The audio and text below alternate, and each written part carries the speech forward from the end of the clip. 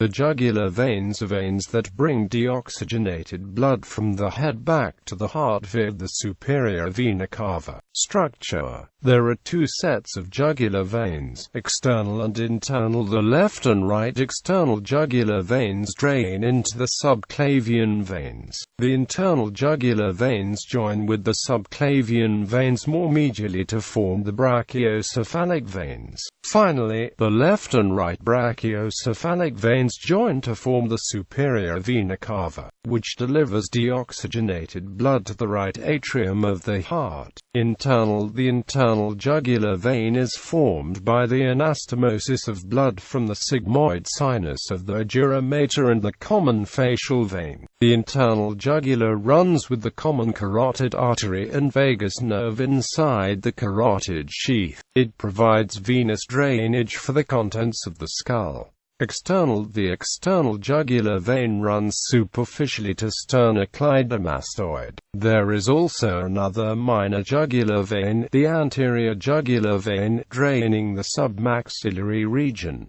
Clinical significance. Pressure. The jugular venous pressure is an indirectly observed pressure over the venous system. It can be useful in the differentiation of different forms of heart and lung disease. In the jugular veins, pressure waveform upward deflections correspond with atrial contraction, ventricular contraction, and atrial venous filling. The downward deflections correspond with the atrium relaxing and the filling of ventricle after the tricuspid opens. The apeak is caused by the contraction of the right atrium. The AV minimum is due to relaxation of the right atrium and closure of the tricuspid valve. The C peak reflects the pressure rise in the right ventricle early during systole and the resultant bulging of the tricuspid valve, which has just closed into the right atrium. The X minimum occurs as the ventricle contracts and shortens during the ejection phase. Later in systole, the shortening heart with tricuspid valve still closed pulls on valve opens. The V peak begins to wane. The Y minimum reflects a fall in right atrial pressure during rapid ventricular filling, as blood leaves the right atrium through an open tricuspid valve and enters the right ventricle. The increase in venous pressure